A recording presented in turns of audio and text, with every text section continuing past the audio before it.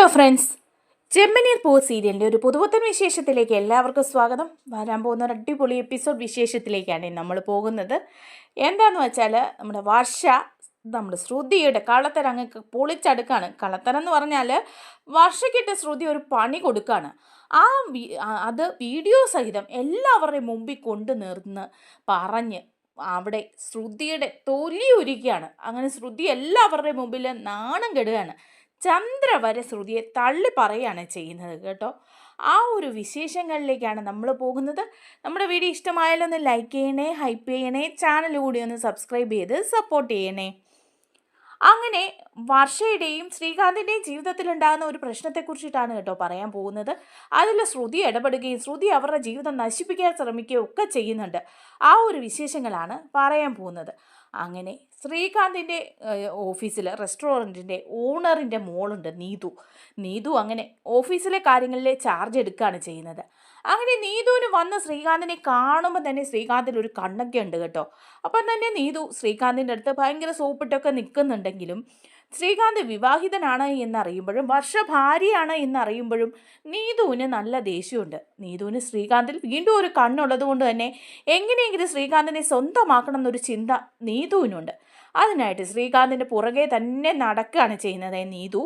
അതേസമയം വർഷയ്ക്ക് ഇക്കാര്യത്തിൽ വലിയ സംശയമൊന്നുമില്ല. വർഷ ശ്രീകാന്തിനെ തെറ്റിദ്ധരിക്കുന്നുമില്ല. വർഷ പറയുന്നുണ്ട് കേട്ടോ, ശ്രീകാന്തെ അതൊന്നും സാരില്ല, ഇതൊക്കെ അങ്ങനെയൊക്കെ ഉണ്ടാവും എന്ന് പറയാം. പക്ഷേ ശ്രീകാന്തിന് മനസ്സിലൊരു വിഷമം പോലൊക്കെ തോന്നുന്നുണ്ട് കേട്ടോ നീതുവിൻ്റെ സംസാരത്തിൽ. പക്ഷേ ഓണർ ആയതുകൊണ്ട് തന്നെ ശ്രീകാന്ത് നല്ല കട്ടയ്ക്ക് തന്നെ നിൽക്കുകയാണ്. നീതു അങ്ങനെ പല പ്ലാനും ചെയ്യുന്നുണ്ട്. നീതുവിൻ്റെ മനസ്സ് മുഴുവൻ ശ്രീകാന്ത എങ്ങനെയെങ്കിലും വർഷയും ശ്രീകാന്തിനെയും തമ്മിൽ തെറ്റിപ്പിച്ചിട്ട് ശ്രീകാന്തിനെ വിവാഹം കഴിക്കണമെന്ന് തന്നെയാണ് നീതുവിൻ്റെ ആഗ്രഹം. ഈ റെസ്റ്റോറൻറ്റ് പലർക്കും അറിയാവുന്ന രഹസ്യമാണ് കേട്ടോ. പലരും ആ കാര്യം മണത്തറിഞ്ഞിട്ടുണ്ട്. റെസ്റ്റോറൻറ്റിൻ്റെ ഓണറിന് ശ്രീകാന്തിൻ്റെ ഒരു കണ്ണൊക്കെ ഉണ്ട് എന്നുള്ള കാര്യം. അങ്ങനെ ശ്രീകാന്തിൻ്റെ ഫ്രണ്ട് അത് പറയുകയും ചെയ്യുന്നുണ്ട്. അങ്ങനെ ഇരിക്കുമ്പോഴാണ് കേട്ടോ നമ്മുടെ വർഷ പുതിയൊരു ബിസിനസ്സിലേക്ക് കടക്കാൻ പോകുന്നത്. വർഷയുടെ അമ്മയും അച്ഛനും പറയുന്നുണ്ട് വർഷയോട്, മോളെ നിങ്ങളൊരു പുതിയ ബിസിനസ് തുടങ്ങാൻ പറയാണ്. അപ്പോൾ ശ്രീകാന്തിനോട് സംസാരിക്കാനായിട്ട് പറയാം. അങ്ങനെ ശ്രീകാന്തിനോട് സംസാരിക്കാൻ പോവുകയാണ് വർഷയുടെ അമ്മ.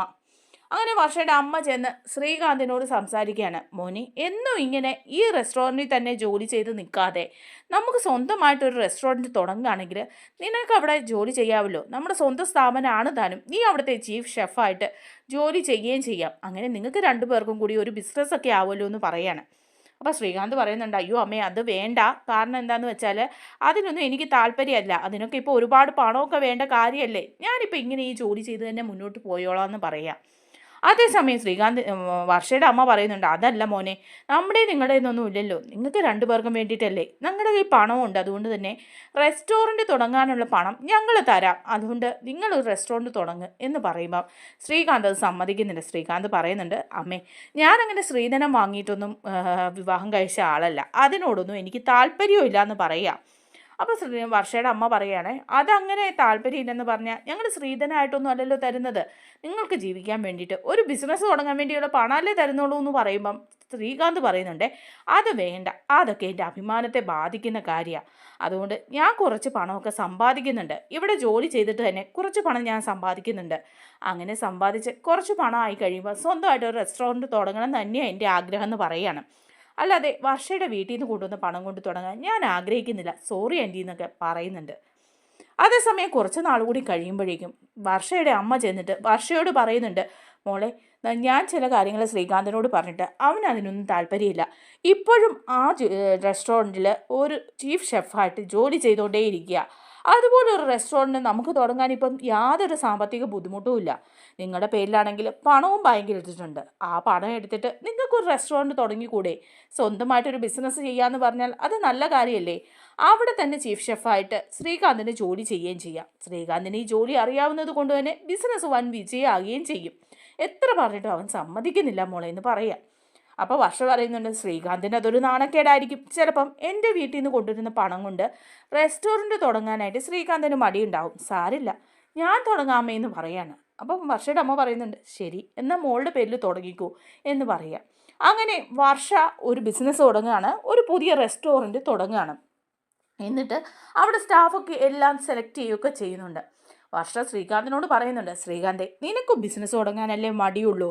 കാരണം എന്താണെന്ന് വെച്ചാൽ നിനക്ക് എൻ്റെ വീട്ടിൽ നിന്ന് കൊണ്ടുവരുന്ന പണം വേണ്ട, അതുകൊണ്ട് ഇതിപ്പം ഞാൻ തന്നെയല്ലേ ബിസിനസ് തുടങ്ങുന്നത്.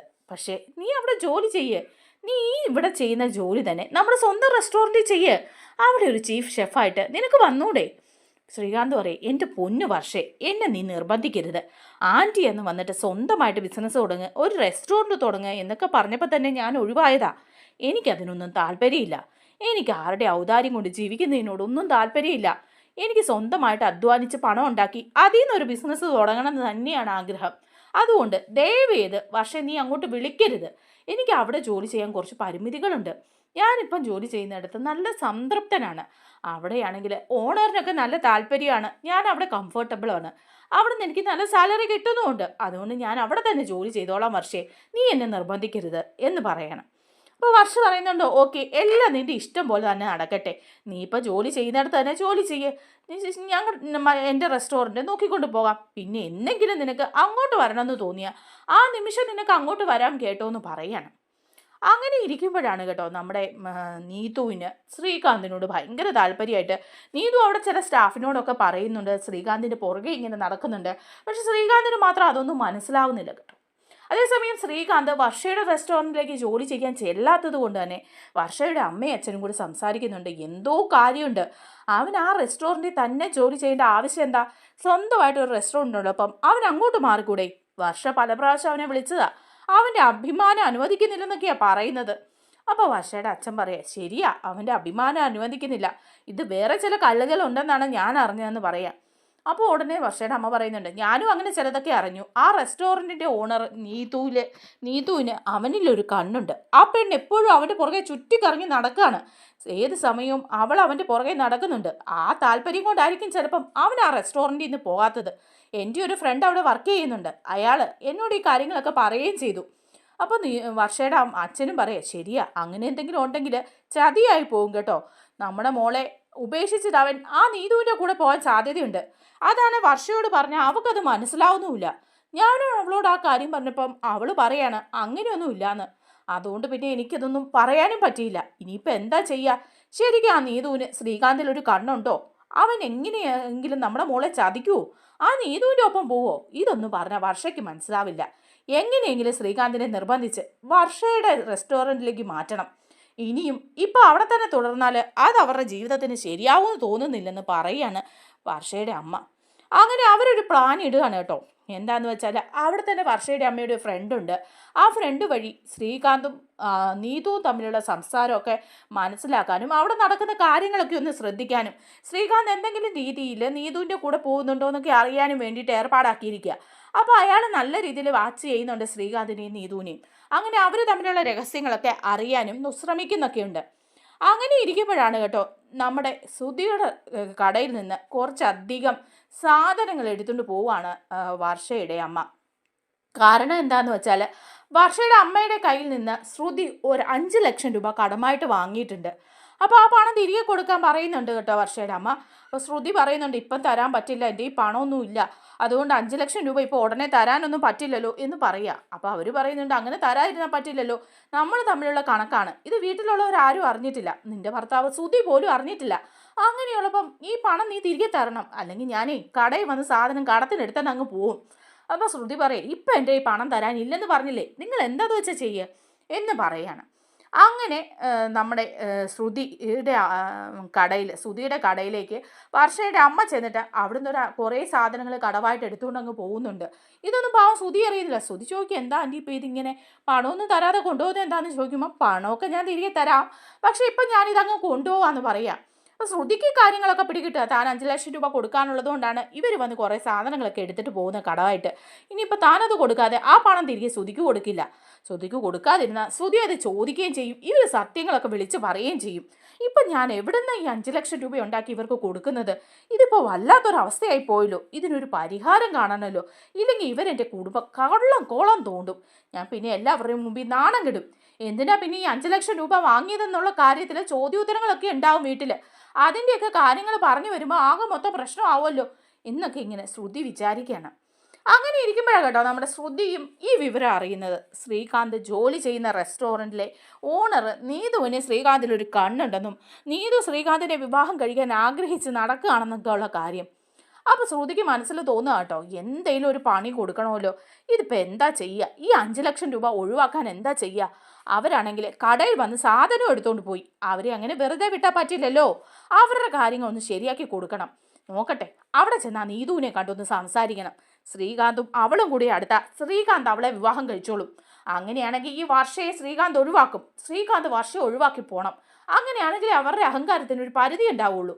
അത് തന്നെയല്ല, ശ്രീകാന്ത് വർഷയെ ഒഴിവാക്കിയ പിന്നെ എനിക്ക് 5 ലക്ഷം രൂപ കൊടുക്കുകയും വേണ്ട. അവർ ചോദിച്ചു വന്നാൽ എനിക്ക് കൈ മലർത്താമല്ലോ. അതുമല്ല, അവർ പിന്നെ ചോദിച്ചു വരികയില്ല. എങ്ങനെയെങ്കിലും ശ്രീകാന്തിനെയും വർഷനെയും കൂടി തെറ്റിക്കണം. അതിനായിട്ട് നീതുവും ശ്രീകാന്തും കൂടെ ഒന്നാവണം. അതിന് ചില കളിയൊക്കെ കളിക്കണം എന്നൊക്കെ വിചാരിച്ചിട്ട് നമ്മുടെ ശ്രുതി നേരെ ശ്രീകാന്ത് ജോലി ചെയ്യുന്ന റെസ്റ്റോറൻറ്റിലേക്ക് പോവാണ്. ഭയങ്കര വിശപ്പാണ്, ഫുഡ് കഴിക്കാൻ പോവാണെന്നൊക്കെയുള്ള ധാരണയിലാണ് കേട്ടോ പോകുന്നത്. അങ്ങനെ അവിടെ ചെന്ന് റെസ്റ്റോറൻറ്റിൽ ഇരുന്ന് ഫുഡൊക്കെ ഓർഡർ ചെയ്ത് ഇങ്ങനെ ഇരിക്കുകയാണ്. അങ്ങനെ ഫുഡ് കഴിച്ചുകൊണ്ടിരിക്കുമ്പോഴാണ് കേട്ടോ നീതു അങ്ങോട്ട് വരുന്നത്.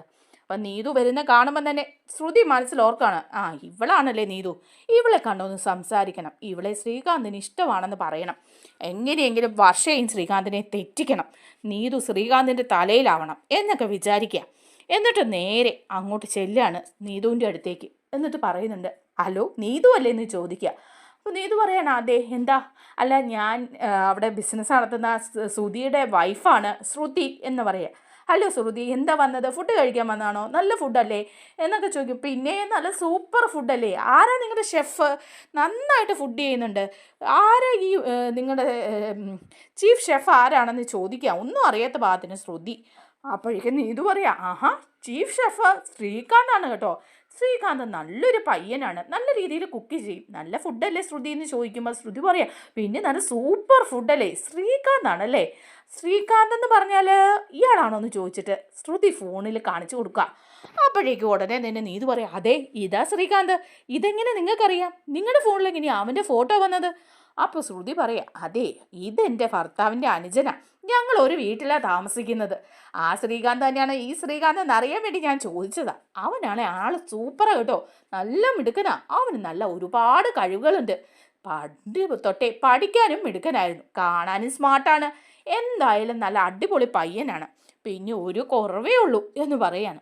അപ്പോൾ അത് കേൾക്കുമ്പോൾ നീതു ചോദിക്കുക, എന്ത് കുറവാണ് ഉള്ളത്? ശ്രീകാന്ത് നല്ല മിടുക്കനല്ലേ എന്ന് ചോദിക്കുക. അപ്പം പറയാം, മിടുക്കനാണ്.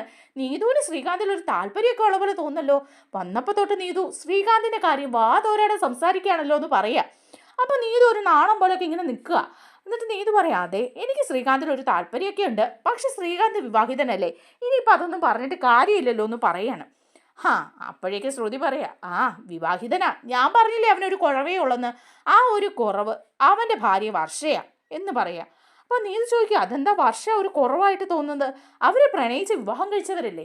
അപ്പോൾ പറയുകയാണ് കേട്ടോ നമ്മുടെ ശ്രുതി, അതെ അവർ വിവാഹം കഴിച്ചത് പ്രണയിച്ചൊക്കെയാ, പക്ഷേ അത് ശ്രീകാന്തിന് അവൻ്റെ ജീവിതത്തെ പറ്റി ഏറ്റവും വലിയ തെറ്റാ എന്ന് പറയാം. അപ്പോൾ നീതു ചോദിക്കുക, അതെന്താ അങ്ങനെ പറഞ്ഞേ?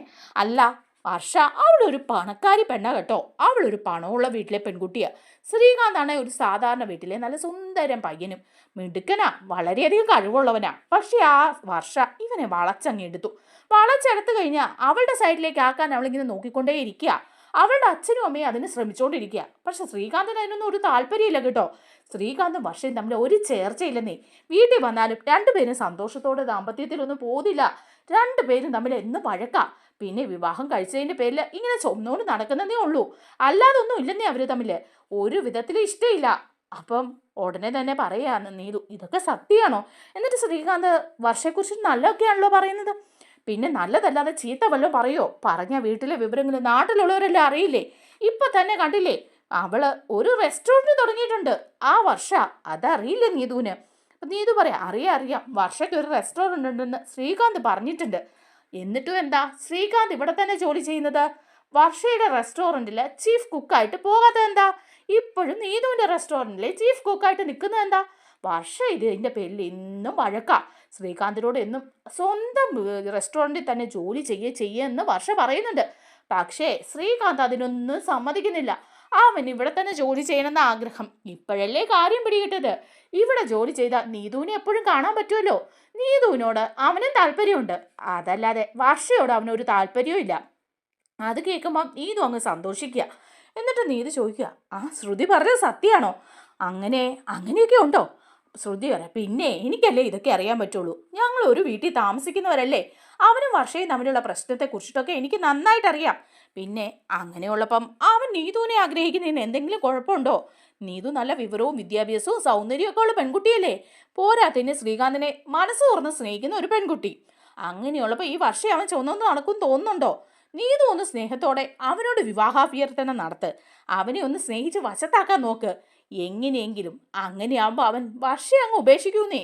കാത്തിരിക്കുക എങ്ങനെയെങ്കിലും ഉപേക്ഷിക്കാൻ വേണ്ടിയിട്ട്. അവന് വർഷയോട് ഒരു സ്നേഹവും ഇല്ല. വർഷ കൊടുക്കാത്ത സ്നേഹം നീതു അവന് കൊടുക്കണം. അപ്പോൾ അവൻ നീതുവിൻ്റെ വലയിൽ വീഴുകയും ചെയ്യും, നിങ്ങളുടെ വിവാഹം നടക്കുകയും ചെയ്യും.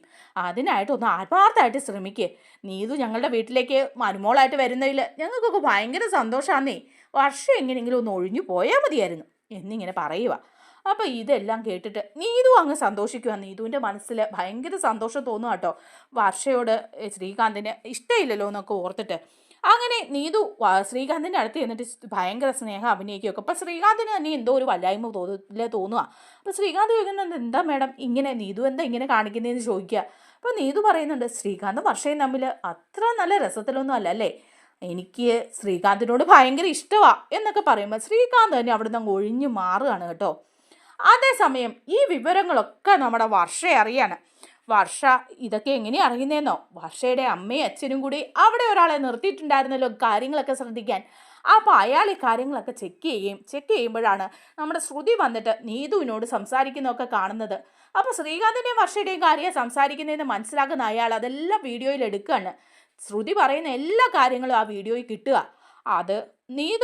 അത് വർഷയെ കാണിക്കുകയാണ് ചെയ്യുന്നത്. അങ്ങനെ വർഷ ഈ വിവരം അറിഞ്ഞു കഴിയുമ്പോഴേക്കും ഈ വീഡിയോയുമായിട്ട് ഭയങ്കര തുള്ളിച്ചാടി വരികയാണ് കേട്ടോ.